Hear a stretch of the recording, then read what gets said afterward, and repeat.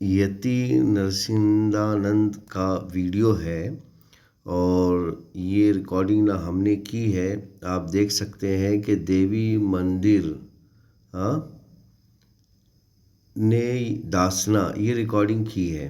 ठीक है, अब यहाँ पर आपको ये समझना है कि ऐसे लोग किस तरह साइकोलॉजिकल यूज़ करते हैं, धर्म को यूज़ नहीं करते। देखिए, आज से 5,000 साल पहले या 10,000 साल पहले की तरह आज नहीं है। आज हर एक के घर में भगवत गीता, वेदा, पुराना, उपनिषद है। आज हर एक के हाथ में सनातन धर्म की किताबें हैं। जब हर एक के हाथ में सनातन धर्म की किताबें हैं तो भी लोग इस तरह खुलेआम झूठ बोल रहे हैं, तो सोचिए जिस वक्त सनातन धर्म की किताबें हाथ में नहीं होती उस वक्त कितना झूठ बोला जाता। तो आज आप जो है एक साइकोलॉजिकल किस तरह आपको एक साइकोलॉजिकल बेवकूफ़ बनाया जा रहा है, ये आपको आप खुद यति के मुंह से सुन लेंगे। हाँ, अगर मैं ये वीडियो बनाता उसके नाम से तो आप उसको यकीन नहीं करते, लेकिन देखिए, चलिए सुनते हैं, उसके बाद एक एक का जवाब देते हैं। ठीक है, तो आप भी मेरे विचारों के होने वाले हैं। पिछले 1400 साल में इस्लाम अगर पनपा है तो केवल हमारी अपनी कमियों के कारण पनपा है, वरना देखिए, पहली बात तो वर्ड इस्लाम 1400 साल पहले इन्होंने कहा, तो इनकी जो गलतफहमी है, इनकी गलतफहमी का शिकार दूसरे लोग हो रहे हैं। देखिए, इनके पास इंफॉर्मेशन नाम की कोई चीज़ नहीं है, नॉलेज नाम की कोई चीज़ नहीं है, इल्म नाम की कोई चीज़ नहीं है, एजुकेशन नाम की कोई चीज़ नहीं है, खास करके रिलीजियस एजुकेशन तो बिल्कुल नहीं है। इस्लाम तो शंकर के साथ, आदम के साथ इस्लाम आया हुआ है, नहीं कि जब से इंसान आदमी ज़मीन पे पहुंचा है तब से इस्लाम है। जो अब यहाँ पर लफ्ज़ इस्लाम 1400 साल पहले इन्होंने ये कह रहे हैं आया हुआ है। देखिए, अरबी का जो लफ्ज़ इस्लाम है, अरबी लैंग्वेज में वर्ड का इस्तेमाल 1400 साल पहले हुआ है, लेकिन दूसरे लैंग्वेज में भी इस्लाम था, जैसे कि शरणम कहते हैं, संस्कृत में इसको शरणम कहते हैं। तो यहाँ पर इनकी गलतफहमी का शिकार आपको ज़बरदस्ती बनाया जा रहा है। अच्छा, जब अगर इनको इतनी नफ़रत है इस्लाम से, देखिए आज हथियार मिलना तो कोई मुश्किल बात तो नहीं है, और यति जैसे लोगों के लिए तो बिल्कुल नहीं है।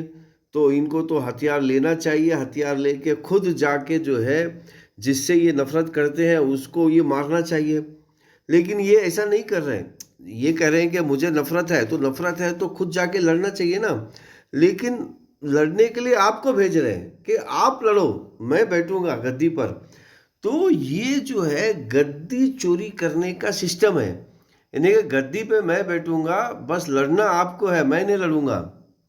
यानी कि मेहनत आप करेंगे, फल मैं खाऊंगा। तो इस तरह का जो है ना, आपको जो है ना फ्री में अपना लेबर बना रहे हैं। आगे बढ़ते हैं। दुनिया में इन्हें रहने का कोई अधिकार नहीं है। जिस कौम के महापुरुष, धर्म योद्धा, धर्म गुरु बलिदान देने के लिए तैयार नहीं होते, वो कौम खत्म हो जाती है। अब देखिए, जिस कौम के महापुरुष, यानी कि यहाँ पर ये बताना चाह रहे हैं कि इंसान का बंटवारा हुआ है, अलग अलग कौमें हैं। देखिए, अलग अलग कौमें ज़बान से लिहाज से है, लेकिन बायोलॉजिकल तो सारे इंसान तो एक ही है, एक ही माँ बाप की औलाद है। तो यहाँ पर अच्छा, जिस कौम के धर्मगुरु बलिदान देने तैयार नहीं होते वो कौम बताओ, तब ये खुद कह रहे हैं। तो मुझे ये बताइए कि ये जो अपने आप को धर्मगुरु बताते हैं, तो ये कौन सा बलिदान दे रहे हैं? पूरी जवानी तो इन्होंने यूरोप में अय्याशी की ज़बरदस्त तरीके से। अच्छा, जब ये यहाँ आए तो यहाँ तो लड़कियों का पॉपुलेशन है, शादियों का प्रॉब्लम है, तो इनको तो 4 शादी करना चाहिए था, लेकिन ये नहीं चाहते कि इनकी प्रॉपर्टी में किसी का शेयर हो। ये नहीं चाहते कि इनकी पर्सनल लाइफ में कोई इनको डिस्टर्ब करे। अच्छा, दासी तो बराबर ये यूज़ कर रहे हैं। अच्छा, दासी नहीं भी यूज़ कर रहे हैं तो हिजड़े तो बराबर यूज़ कर रहे हैं। जब बायोलॉजिकल सबको पता है कि एक दिन हर 5 मिनट में एक मर्तबा सेक्स के ख्यालात आते हैं, और ये जो सेक्स ऑर्गन है ये भी ईश्वर ने दिया हुआ है। अगर ईश्वर से गलती हो गई है सेक्स ऑर्गन देकर, तो इनको तो चाहिए था कि अपना सेक्स ऑर्गन निकाल दे, लेकिन ये वैसा भी नहीं कर रहे हैं और खुद भी शादी नहीं कर रहे हैं, दूसरों को भी शादी करने नहीं दे रहे हैं। तो आखिर हमारी हिंदू बहन बेटियां कहाँ जाएंगी, ना किसके पास जाएंगी? ये इनको तो वो फिक्र नहीं है। इनको तो ये फिक्र है ही नहीं। चलिए आगे बढ़ते हैं। कौम खत्म हो जाती है। भारत में शायद एकमात्र मंदिर होगा जिसके बोर्ड पे बाहर लिखा है कि मुसलमानों के, इसका कारण है हमारे दिलेर शिष्य। देखिए, मंदिर का जो निर्माण है इसको भी समझना जरूरी है। उडुपी में आपने देखा होगा कि बगैर मूर्ति के मंदिर है। भाई, मूर्ति का तो वजूद ही नहीं है सनातन धर्म में। जितने महापुरुष हैं और पुराने मंदिर हैं, पुराने मंदिरों में तो कोई मूर्ति ही नहीं है। जब मूर्ति का वजूद ही नहीं है मंदिर के अंदर, आप जबरदस्ती मंदिर को भी कब्जा किए वो हो और मंदिर को भी अपने हिसाब से चला रहे हो, तो वो मंदिर कहाँ हुआ? वो तो आपका क्लब खाना हो गया, मतलब आपका एक क्लब हो गया, आपका एक बैठने उठने की जगह हो गई, मंदिर नहीं हुआ ना। मंदिर तो वो होता है जहां पर ईश्वर का नाम लिया जाए, ईश्वर की वर्णन किया जाए, हाँ, ईश्वर की आराधना किया जाए, ईश्वर का पाठ पढ़ा जाए, भगवत गीता, वेदा, पुराना, उपनिषद पढ़ाया जाए। हमारे योद्धा, मेरी मौत का दिन मेरी माँ ने और महादेव ने तय किया। अच्छा, मेरी मौत का दिन मेरी माँ ने और महादेव ने तय किया। अब आप देखिए, अब ये माँ को क्यों बीच में ला रहे हैं, जबकि पता है। अच्छा, इन्होंने अपनी माँ को महादेव के लेवल कर दिया है। हर एक आदमी अगर अपनी माँ को महादेव के लेवल कर दे तो हर एक घर में महादेव है। अच्छा, पहली बात तो ये बताइए कि महादेव किसको बोलते हैं? देखिए, इनके हिसाब से महादेव जो है कृष्णा को बोलते हैं, ठीक है। मतलब ये जिस तरह की बातें कर रहे हैं, तो यानी कि इनकी माँ जो है कृष्णा के बराबर हो गई, देवता कृष्णा के बराबर हो गई। तो यहाँ पर देखिए साइकोलॉजी यूज हो रहा है, क्योंकि ज़्यादातर लोग माँ से मोहब्बत करते हैं और माँ को जो है ना कुछ अलग दर्जा देते हैं। तो ये लफ्ज़ माँ यूज़ करके उन लोगों को बताया जा रहा है कि भैया हम जो है आप, मतलब आपकी तरह ही है, हम आपकी तरह ही है, हम जो भी कह रहे हैं सच कह रहे हैं। तो इस तरह है ना, अल्फाजों में साइकोलॉजिकल एक गांठ होती है अल्फाजों में, ताकि आपको बेवकूफ़ बनाया जाए। तो ये आपको समझना है। देखिए, यहाँ पर तो इनको भगवत गीता, वेदा, पुराना, उपनिषद के जो है रेफरेंस देना चाहिए था कि भाई फलां उपनिषद की किताब में फलां चीज़ फलां फलां जगह इस तरह लिखी हुई है, ये कहना चाहिए था। लेकिन उन्होंने माँ को और महादेव को बराबर कर दिया। मेरी मौत का समय मेरी माँ ने और महादेव ने तय किया है। मेरी माँ और महादेव ने मेरी मौत का जो समय तय किया है, उससे 1 सेकंड पहले मुझे कोई मार नहीं सकता और उसके 1 सेकंड बाद मुझे कोई बचा नहीं सकता।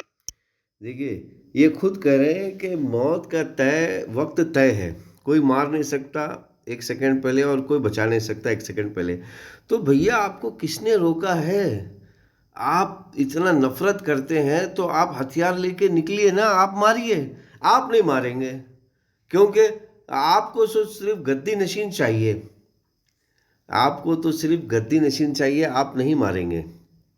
तो मेरे प्यारे भाइयों और बहनों, यहाँ पर देखिए कुछ चालाकी से कुछ लोग अपनी चालाकी से आपको बेवकूफ़ बना रहे हैं। तो इसको मैं खास करके इल्मी चालाकी कहता हूँ या फिर इल्मी शिकार कहता हूँ, यानी कि अपने अल्फाजों से शिकार करना सामने वाले का और फ्री में लेबर ढूंढना।